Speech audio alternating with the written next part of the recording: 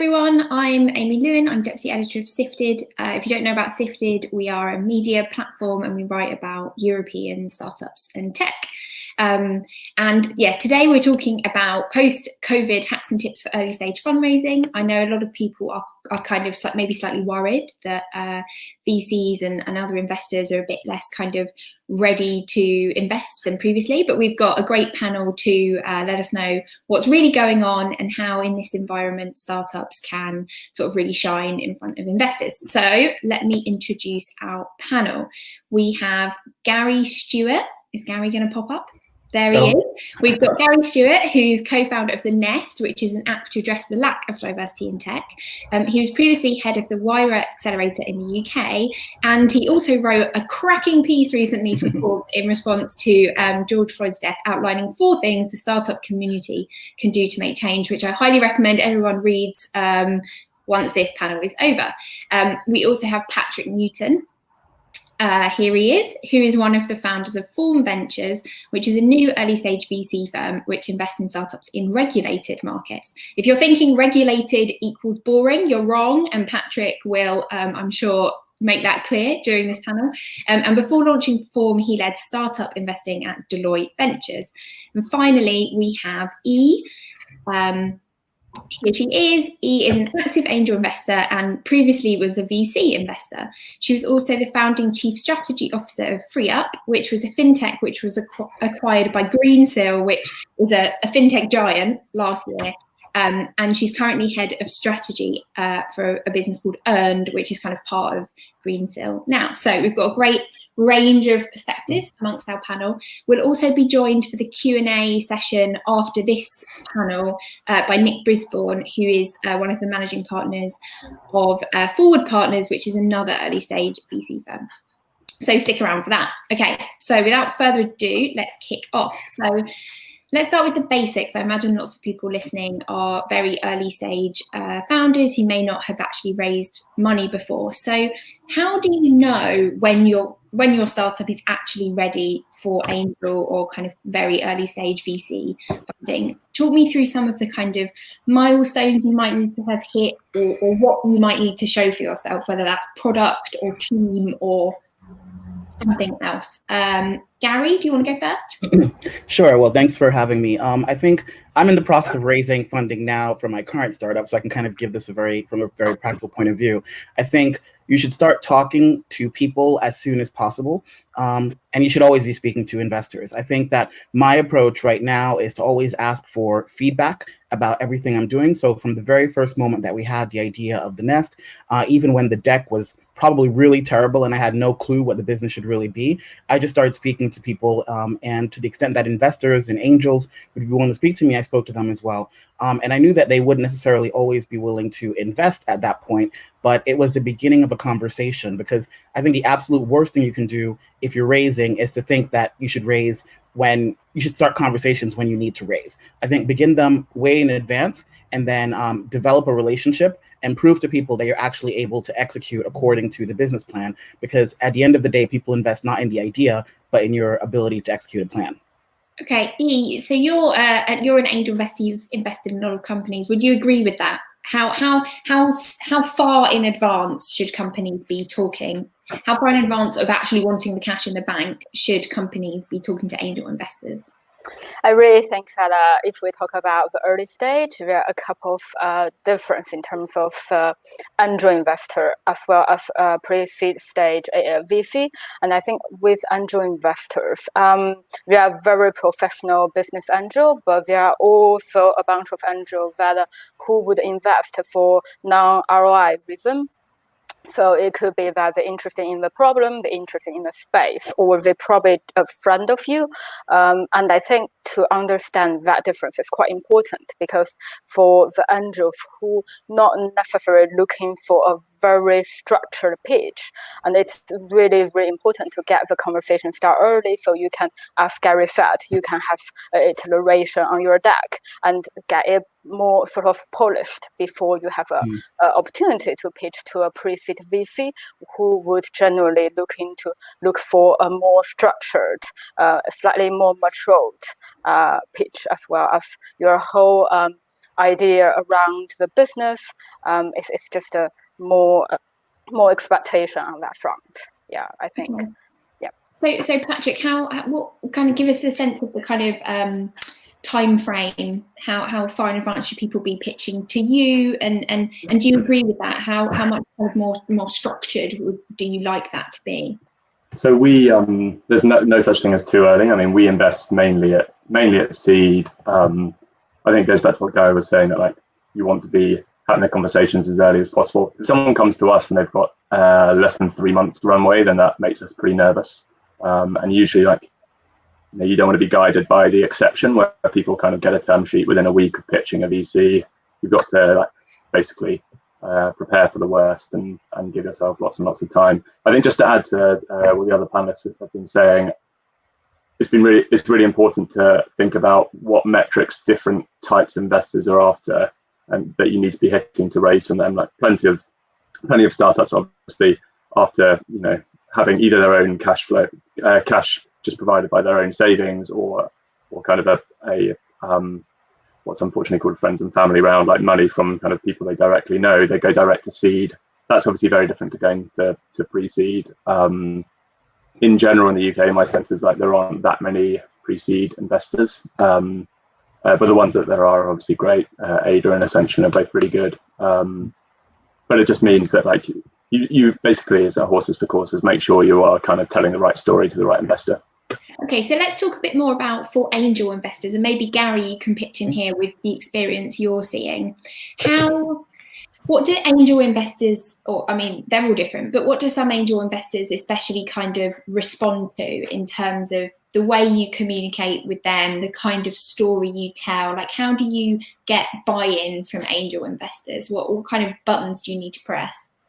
Well, I think research is always the key, right? So, I mean, I think that I kind of adapt the pitch to the angel investor in question. So when I was running Wyra in the UK, Ascension Ventures were kind of our investors in residence. They're based in kind of Wyra's offices. So I could kind of see really firsthand how they did it. They ended up investing in about 17 of our companies. And right now, for example, Czech, and I are talking all the time. I think that they're really kind of focusing on the entrepreneur. So the first thing is that like they have to like you. And I think people shouldn't forget that at that stage when there's really probably no product, and they're probably likely to be, or if there is a product, there are likely to be lots of pivots until you find product market fit. The key is first and foremost that there is a kind of personal connection and relationship, because unfortunately the numbers are in the VC's favor, and this is all very high risk. And then I think the second thing that you're looking for is any indication of customer validation or traction. So usually what they're looking for, like let's say for example in the case of my startup, which is more B2C, is if you have 1,000 users, first of all, can you get 1,000 users? And then what are the metrics telling us in terms of engagement, in terms of recurrence, et cetera, et cetera. So depending, I think the risks that startups have at the very beginning are, can you create a team? Can you create a product? And then can you begin to find users? And at the very beginning, those are the three things that I think most investors are trying to look at, on top of, do I actually like you? And if the four things kind of are looking in a positive direction, then that probably increases the likelihood that you're going to be able to get an investment from an early stage investor. Yeah. E, what would you add to that? I think one thing I always say that we always talk about product market fit, but I have never really heard a lot talking about the pitch investor fit. Because I think when a lot of first-time founders go for the angel investor, they tend to think that investors are quite similar. They're all looking for the return on investment, which is, yes, usually most of the case. But to be honest, a lot of angel friends I know, they can invest for all different kinds of reasons, as I just said. And I think for a lot of founders, my first advice on that is that when you speak to an investor, always treat it as a two-way street of communication. Always trying to figure out why this person sit down in front of you and trying to understand what you are doing. Are they interested in the space? Are they interested in the problem? Are they interested in you? Or what is the intention? Or perhaps it's tax relief. So what is the exactly attention behind it? And are you a good fit of each other? So I think that is type of thing you need to really think hard about. And also, do you prioritize speed or do you prioritize smart money? So I think all these questions first-time founders could think a bit Carla. Yeah, that's great advice. And in terms of actually finding those angel investors, not all of us are blessed with having a contact book full of angel investors. How do people find them?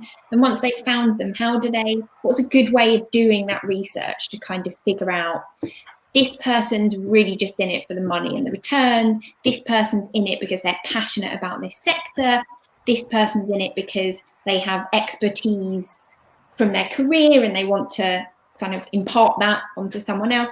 What are some good ways of doing that? Well, is this an open question? Oh yeah, okay, good. Yeah. So I think as an angel investor, I think especially founders would have automatically assumption you have to be super well connected or know a lot of rich people to start a fundraising. I will really challenge on that. I think this is a bit like a B2B sales playbook, right? Get a referral is so important. And have you think hard on your friend? Have you think about your friend's family, your friend's friends, your former colleagues? So if you are in the tech world, for a little while, there are actually a lot of referral you can go to. And another thing I will always say that trying to always turn a soft pitch to a formal pitch. So you must get asked a lot, like, hey, how is everything going on? How have you been? What are you up to? And when you are asked this question by your friends, it's always a brilliant opportunity or a window for you to say, hey, I'm working on this startup. It's super exciting. If you know anyone who is interested in taking a look, I'd love to have a chat. And this way, 50%, you might able to turn a softer pitch to a formal pitch. Okay. Patrick, do you have any tips for people kind of discovering and researching around angels? Yeah, the angel landscape, unfortunately, is a bit of a nightmare compared to the venture landscape, because in general, a lot of angels don't want to be found. Like I segment them broadly into kind of the very professional angel, developing an angel portfolio, and my general sense is actually they are the ones who are happier to look at cold approaches because they're treating it as more of like a profession, so they see it as their job partially to actually find the kind of needle in the haystack. The ones who it's just one of their many hats that they wear and they just do it a bit on the side, those are the ones that you really need an introduction to. I think in terms of tips for kind of finding them, there's a huge amount of like digging that you can do on Google to understand what people's interests are. And that goes back to what he was saying about understanding their incentive, which actually the only thing I was going to add to that is a bit of double-edged sword, because with a VC, you kind of understand what their incentives are, why they want to buy into the company. And with an angel, it's really important you understand that at the get-go, because it can come back to bite you if someone's kind of investing for like motives that you don't really understand early on. But just so one key tip on the kind of finding angels side that when we were raising our first fund, I found really useful is make sure each intro you get turns into two. So you have one meeting, and if you kind of get on with people, see if you can kind of open them up to make two further introductions, and that way you've kind of always got a like building pipeline of people, and you never really know. Unfortunately, that's the thing with angels, you never really know whose kind of incentive or interests you might kind of pique. And so you've always got to take those meetings, but make sure you are turning each meeting where they're not that interested into a further two. Okay, interesting. I also wanted to ask, in terms of kind of founders putting themselves out there as well, I imagine there's a certain amount of that goes on. What are some good ways, kind of either communities to join, events to hang out at, what are some good ways, maybe Gary, you could start on this one, for founders to just kind of, obviously writing a great opinion piece in Forbes, what's your strategy around putting yourself out there? And then I guess that kind of maybe getting the ball rolling around, interest and excitement around what you're building at the same time. Yeah, no, so I just kind of wanted to add a little bit to the last question as well, kind of some stuff that we're doing in terms of the angels, because it is kind of a very kind of disaggregated group. But some people have actually started to compile lists of angels on the internet. So I think that we found this one list. I think it was kind of like people who were still investing in during COVID, and it had like all of the European angels and investors who at least say that they're still investing. So I think that that's kind of one tool that people can use. And I think the other thing is to the extent that accelerators are being friendly, and they are having office hours. What I've done is I've actually used, my former colleagues at the accelerators to then kind of help to give me some of the lists that they may have access to, or to kind of at least make recommendations based on those lists. And then I think the last thing people shouldn't forget is that there's always LinkedIn. To the extent that you do find a name, try and figure out if there is someone in your network that has a connection to that person, and then maybe see if you can kind of get a warm intro that way. And in terms of personal branding, I totally agree that it is about showing up to, so when I was at Wyra, some of our startup founders would say they would only go to events if they could actually speak at the events. I think that that's kind of, if you have the luxury of doing that, see if you can find an event where they're desperate for content, which I guess a lot of events sometimes are, and see if you could be one of the people that actually gets to speak on a panel or something like that. And then, of course, the same thing with kind of lots of different publications these days. They're looking for content that's relatively inexpensive. So if you're able to be one of the contributors, then that's another thing. And then, of course, people are doing things like Medium posts. Follow the communities that you find, or the people that you find are interesting on Twitter and Twitter and LinkedIn. Add them and see if you can begin conversations of them. Know that you're going to get rejected a lot, but that's par for the course. Amazing. And Patrick, do you agree, or you not? Do you not source companies that way? Does it matter to you if a founder spouts very fascinating things on Medium, or what's your view on that? Yeah, so my general sense is like people reach out for Twitter and Medium to kind of feel like, I don't know, it gives you a sense you might be making progress. It's a bit of a vanity metric, i.e. something you're measuring, which isn't necessarily correlated with actual success. I do think if you feel like there is a business interest in you producing content, then being on Medium and Twitter and producing good content, it can really work in your favor. Usually I would suggest do it if you've got a bit of an edge. There are some people who do it just through force of personality and have built like a massive following, and I'm always really impressed by that. And they can turn that to their business's advantage. But if you don't have an edge on content and there's not really a clear reason why kind of you want to be building profile in business terms, I think it can be like a real drain on your time. Okay, perfect. What about you, E? How do you actually come across lots of the companies that you invest in? How do they kind of end up on the radar? Yeah, really a mixed way. I think there's a lot of them come from introduction. There's also a lot of them actually just come through the linking, cold email. And I got, for example, event like CogX that I got pinged on the message box that required for a meeting. So I think for most of angels, they're quite open.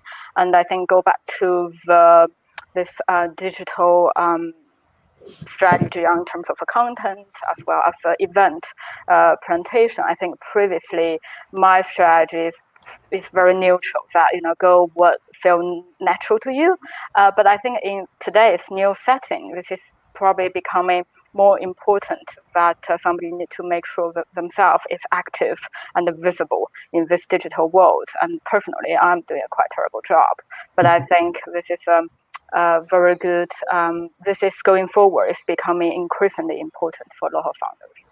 Okay. So Amy, a quick pitch, for Sifted here, which is that I commission our opinion pieces. So if you ever have a controversial, interesting, unusual point of view on anything and want to use that to kind of get your personal brand out there, I'm your woman. Pitch me.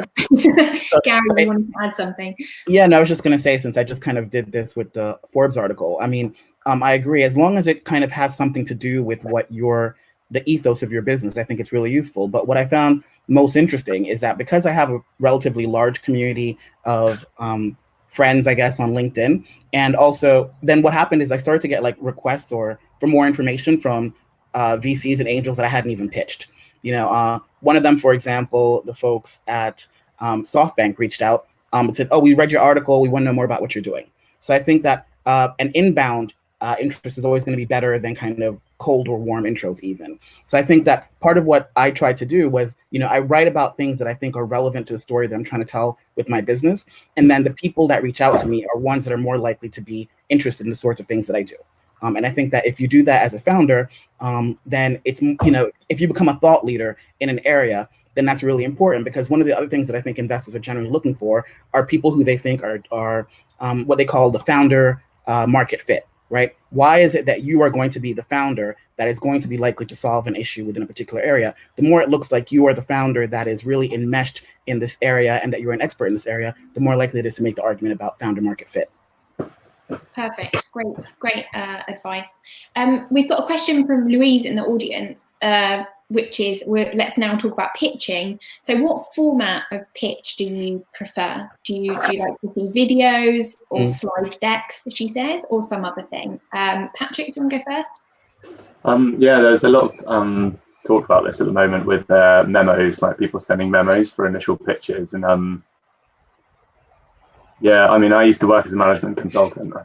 Apologies for that, and so I'm still definitely in like pitch deck mode. But I do think video can obviously definitely captures my attention.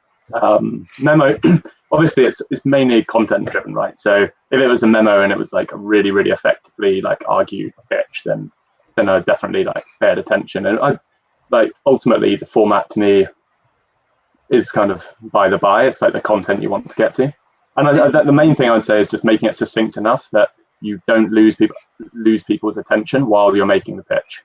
Like I think sometimes people think they need to answer every question in the pitch, whereas to me, the pitch is success for the pitch is getting the meeting, and then the meeting you can answer questions. Okay, perfect. E, what do you think? And also, I'm going to throw in there as well, what makes pitches stand out to you? I think a pitch stand out is absolutely that this person has done a very hardcore homework, that in terms of he really understands the problem he's solving, because this person may not really come from the space as a background, but you can see that this person has gone through a series of questions that including what is the problem, how do people solve the problem today in the market, and what is your perfect users, I think etc.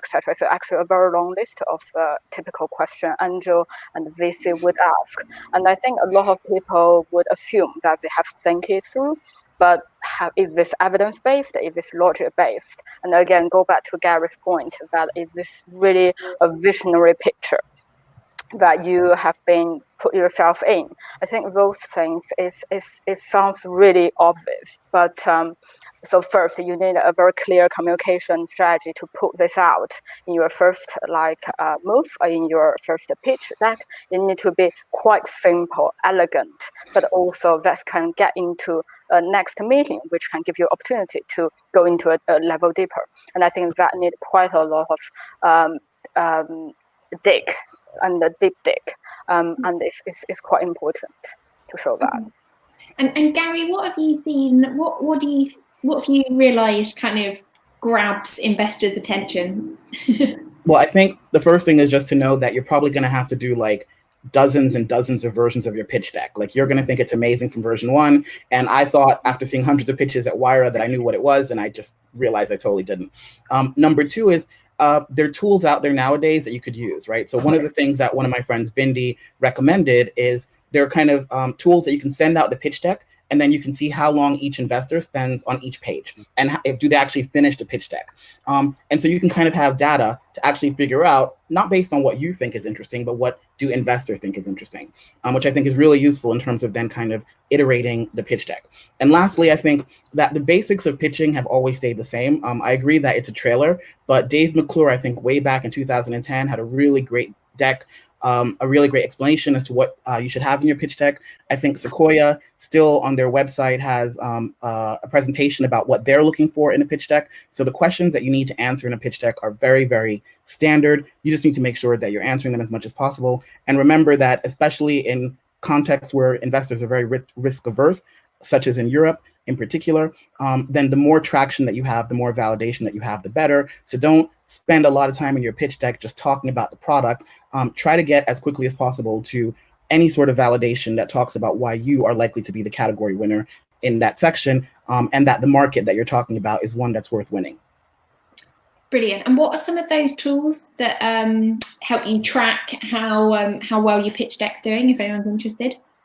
I have to look it up because someone sent it to me and I started using it, but I will definitely answer that question after the break. Okay, amazing. Everyone hang around for that little nugget of insight. I want to know what it is. So we've only got 4 more minutes. So I'm quickly going to ask about, obviously we're talking about the kind of COVID, post-COVID era. How is that going to affect funding, do you think? And what, even if we, still it's a bit kind of looking into the crystal ball, what are some things that founders who know they need to start raising money now or raise money in even up to a year's time, what are some things, Patrick, that you think they should just at least be aware of or kind of plan around? So to the first point, fundraising under COVID, I think we all probably read about the Future Fund, government's fund, kind of set of loan notes for, or like match funding for companies. Unfortunately, that has that kind of lower hurdle, which means that the super early stage companies can't look to it for support. I think that in reality, a lot of angels have a mixed portfolio of assets. So they are not just thinking about the venture kind of venture asset class. They're thinking of things like public equities, and we know there's downward pressure on those. And actually, the outlook is, a lot of people think it's got some way to go, and potentially the uncertainty around that will mean that a lot of angels, even if they are on, as Gary was saying, that kind of, there are less people still investing during COVID. A lot of the angels that you'll see on there, unfortunately, will still be very nervous about deploying money until there's a bit more certainty about how their kind of overall portfolio will perform. In terms of how, on the startup side, how you can kind of work around that, unfortunately, it's kind of about numbers. So your pipeline will probably have to be much bigger. You have to give yourself longer to fundraise. When you do fundraise, you probably have to try to fundraise for a longer period if possible. Like I've heard some people saying 18 months minimum. I think it's all kind of, whether it's 12 months, 18 months, 24 months, it's just basically as long as you can raise for. Okay, perfect. And E, what would you add to that? I think, so I think it's super important that first that the founders wanted to have a remote pitch strategy that, and I think that a lot of angels that I've seen around that definitely have not pause, but hold back a little bit. But I think this is applied to all the business that angels also wanted to reassess the market condition and understand what's going to come out of this pandemic and how should the investment thesis be adjusted accordingly. But at the same time, I think it's super important for founders just to stay relevant and stay focused, because I can see that this pandemic really make a lot of thinkings, especially in the angels world, that are going to focus more on the fundamentals rather than the trend. So I think it's good and bad. The bad is that apparently don't be surprised if there's a haircut on the valuation.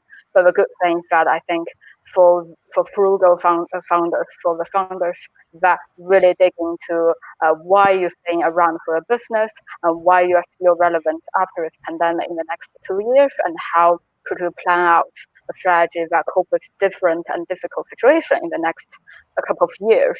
I mean, those founders will win the market, and they are likely to have a longevity in their business.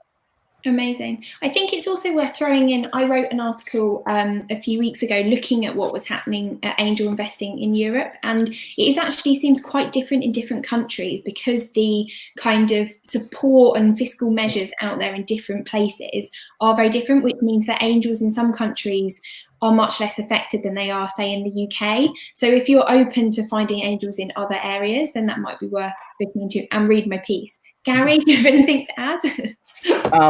In our case, if before we would have thought that you would need 40 angels to get like one investment, now we're going with 120 or 200. So it's basically just kind of cast as wide a net as possible. Do not be conservative. Raise as much money as you can. Raise more than you can if that's at all possible. And yeah, that's it. Just know that for the next 18 months, it's going to be really, really tough. A lot of investors are focusing on existing portfolio companies. If you don't already have a relationship, it's going to be really difficult. So you just have to be super aggressive and go as wide as possible.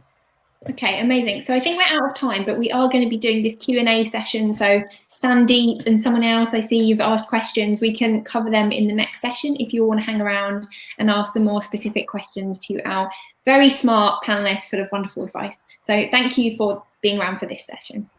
Want access to more CogX videos? Subscribe now for free at cogx.co.